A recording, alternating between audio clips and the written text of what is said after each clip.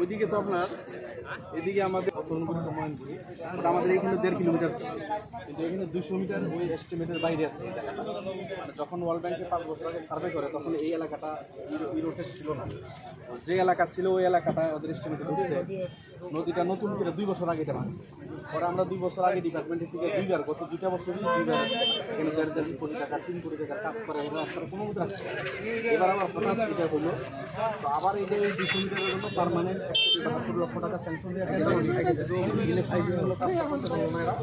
আর এখন মানুষ পানি হয়ে গেছে। এই পানিটা কমলে 1.5 মাস পরে নিচের দিকে কাজ আরম্ভ হয়ে গেল, পয়সাটা স্যাংশন আছে।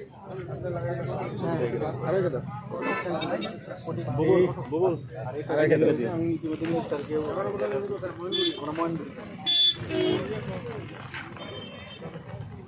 দেখছেন ভাই, আমরা